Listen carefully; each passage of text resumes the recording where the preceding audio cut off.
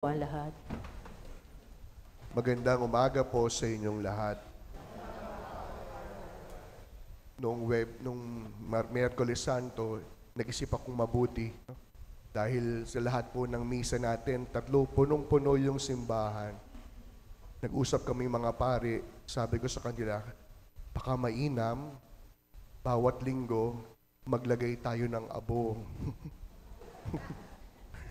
Ngayon, unang linggo, parang ang dami mga bakanting silya. No? Unang linggo pa lang. So sabihin nyo sa mga kapitbahay nyo, may paabo tayo ngayong linggo. No? Para pumunta sila. No? Medyo masama po yung pakiramdam ko. Malimit na akala natin ay tinutukso tayo ng dyablo upang tayo ay magkasala. Subalit, sa katunayan, tinutukso tayo ng demonyo hindi lamang dahil upang tayo ay mahulog sa kasalanan, kundi tinutukso niya tayo para tayo ay mahulog sa bitag. Ano po yung kanyang bitag?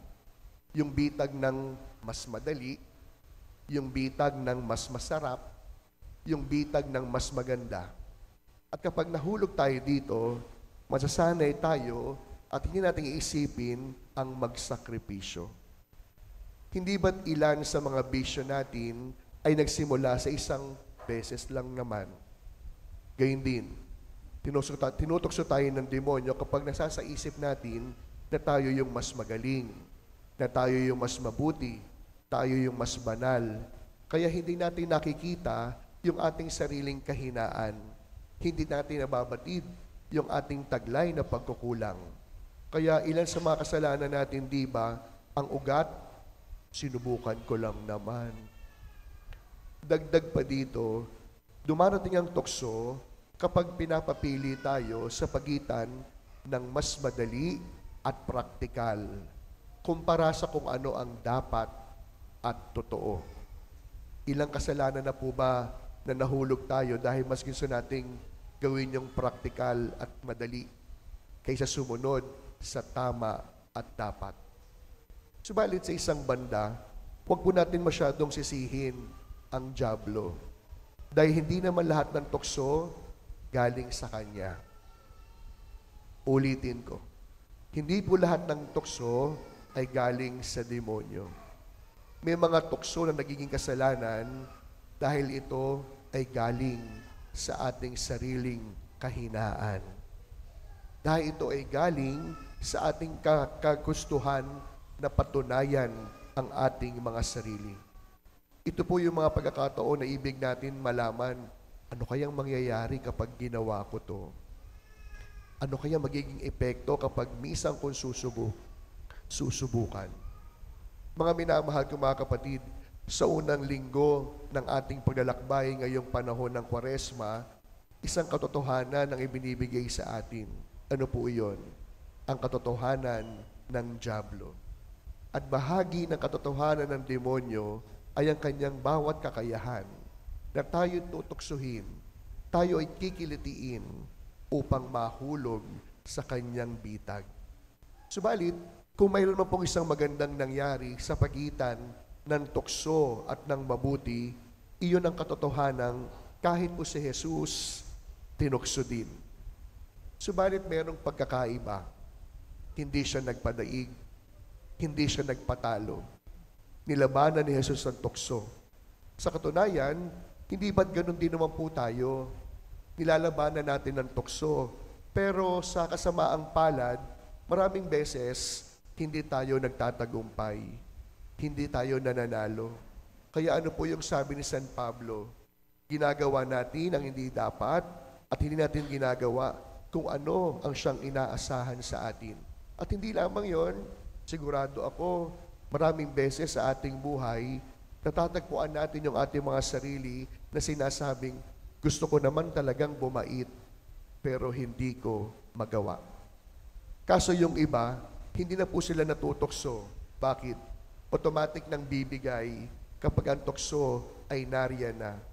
Kaya minsan po mayroong eksena sa isang kumpisalan, sabi ng isang penitent, "Bless me, Father, I entertain impure thoughts, and I entertain them too."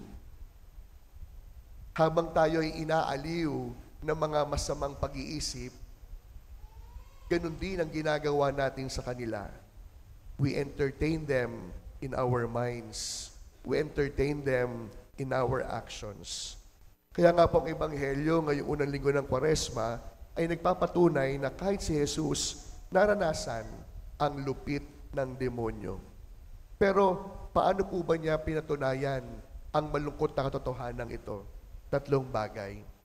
Una, Jesus proved to us that there is no exemption when it comes to temptation. Wala pong nakakatakas sa tukso ng demonyo. Kahit pa ang pinakabanal, kahit pa ang pinakamabait, kahit pa ang pinakamabuti. And because of that, Jesus allowed himself to be tempted. Why? So that because of that, he grew in empathy, forgiveness, and compassion. Anong ibig sabihin? Nung naranasan ni Jesus yung lupit ng tukso, naging madali para sa kanya ang magpatawad. Naging madali para sa kanya ang maawa. Hindi naging imposible kay Jesus ang mahabag. Kaya nga hindi ba, pansinin po ninyo, nung nakabayubay si Jesus sa krus, anong kanyang sabi? Panginoon, patawarin mo sila. Bakit? Hindi dahil sila'y masama. Patawarin mo sila, hindi nila alam ang kanilang ginagawa. There is no one exempted in temptation, but because Jesus allowed himself to be tempted, he grew in compassion, he grew in forgiveness, he grew in mercy and love. Kaya nga po, ito rin po yung unang paanyaya sa atin. Kung tayo ay natutukso, hindi malayo ang kapwa natutukso din. Subalit, magkaiba man yung tukso na ating naranasan, iisa lamang yung habag na sa atin ay ipinaramdam. Iisa lamang yung pagpapatawad na sa atin ay pinagkaloob. Kaya yun rin po yung hamon sa bawat isa. Kapag ang kapwa natukso at nagkasala, walang dahilan para magmalaki. Walang dahilan para isipin na ako ay mas mabuti kaysa sa iba. Pangalawa, we have to understand that temptation is not sinful at all. Tama kayo ng napakinggan. Ang tukso, hindi po kasalanan. Nagiging kasalanan lamang ang tukso kapag tayo'y nahulog sa patibong ng demonyo. Kaya nga po, ano po yung dapat gawin sa tukso? Ang tukso, hindi lamang dapat nilalayuan. Ang tukso, hindi lamang dapat iniiwasan. Ang tukso, dapat napagtatagumpayan. Pero aminin natin, may mga pagkakataon sa ating buhay, hindi na tayo tinutokso ng demonyo. Kasi sabi ng demonyo, kilala ko yan, madali naman mahulog yan. Kilala ko na yan, alam ko yung kahinaan yan. Natatandaan nyo yung kaibigan kong kinuwento ko na ang laki ng problema dahil gwapong-gwapo sa sarili. Sabi niya, ang hirap pala maging gwapo, Father. Sabi ko, bakit? Ang daming babaeng lumalapit sa akin. Yung paglapit ng babae, that must be a temptation, but not sinful yet. Kaya sabi ko sa kanya, tandaan mo may asawa ka na. May 2 anak na umaasa. Sagot ng kaibigan ko, Father, ano magagawa ko kung palay na ang lumalapit sa manok? Kaya sabi ko sa kanya, tandaan mo. Una, hindi ka kagwapuhan. Pangalawa, hindi ka manok para tumuka ng palay. Kaya yun po yung pangalawang bagay na pinatunayan sa atin ni Jesus. Ang tukso, nagiging kasalanan kapag tayo nahuhulog sa kanyang panunukso sa atin. At ang pangatlo, mas maganda, mas matindi. Jesus allowed himself to be tempted so that he can demonstrate that temptation can challenge us to become a better person. And because of temptation, it can make us filled with integrity and courage to face them all. Anong ibig ko pong sabihin? Tabi-tabi po. May mga tao kapag nagkakasala, sasabihin nila, sapagkat ako ay tao lamang. Alam nyo, malaking insulto po yan sa Diyos. Uulitin ko, isang malaking insulto sa Diyos kapag sinabi natin, sapagkat ako ay tao lamang. Abay, mantakay ninyo, yung taong pinili ng Diyos na maging kawangis niya, ginawang dahilan yung pagiging tao, bakit siya nagkasala. At bilang mga tao, binigyan tayo ng kakayahang humindi. Balikan po natin yung aking kaibigan. Oo, gwapong-gwapo sa sarili. Oo, maraming babaeng lumalapit. Pero, kung kilala niya yung kanyang sarili, hindi lamang bilang gwapo, kundi kilala yung sarili bilang, may asawa na ako. May 2 anak na ako. Aba, kahit maraming magandang babae pang sumunod sa kanya, mabibigyan siya ng pagkakataong humindi sapagkat kilala ang sarili. Pag po nakakita po kayo ng 1,000 habang kayo'y naglalakad, anong unang naiisip? Aminin ninyo. Sabihin ng mga tao, hulog ng langit. Parang relate na relate Hindi maiisip yung may 1,000. Sino kaya ang may-ari nito? At times we try to justify even the situation. Sasabihin natin, di ko naman ninakaw to. May pangangailangan din naman ako. At dahil nagdasal ako, ito ang sagot ng Diyos sa aking panalangin. But my dear friends, Jesus proved to us that in the face of temptation, we can still demonstrate to become a better person. We can still encourage to become persons with integrity and courage. Kaya nga po, yung tukso, hindi lamang nakakapangpahina sa atin. Ang tukso, kung titignan ng tama at mabuti, palalakasin tayo.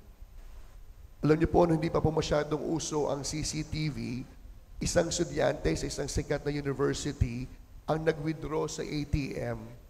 Pero bago pa siya makapag-withdraw at maglabas ng pera ang ATM, meron po siyang nakitang 10,000 piso. The practical in us, ang unang isipin, baka para sa akin to.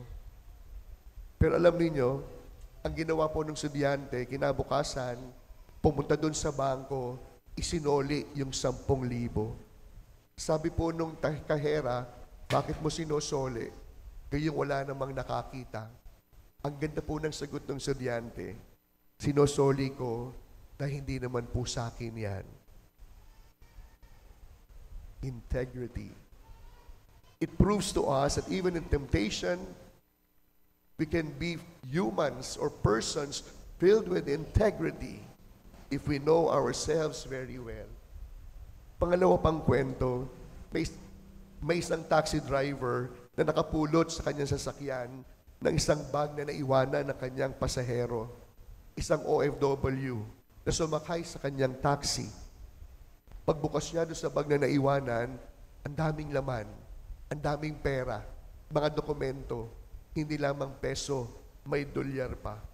Kaya dali-dali niyang sinuoli sa pinakamalapit na police station. Tinanong siya ng police, bakit hindi mo lang gamitin? Total naman siguro mahirap ka. Alam niyo ang sagot niya, hindi ko ipagpapalit ang mapayapang tulog sapagkat isang kasalanan ang kumuha ng hindi sa'yo.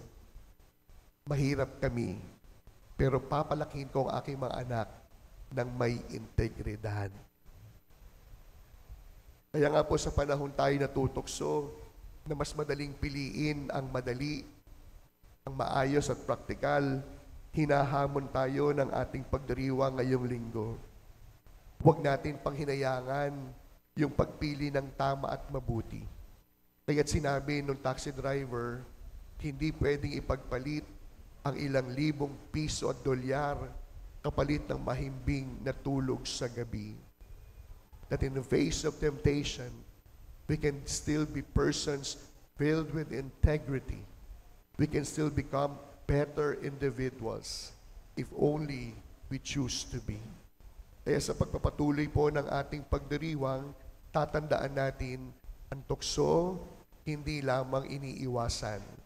Ang tukso, hindi lamang dapat nilalayuan. Ang tukso, dapat pinagtatagumpayan. Mangyayari lamang yan kung handa tayong maging tayo kahit walang nakakakita. Mangyayari lamang yan kung handa nating tanggapin ang mas mahimbing na tulog kaysa pumili ng mali. Mangyayari lamang yan kung gagamitin ang salita ng Diyos upang magtagumpay. Amen.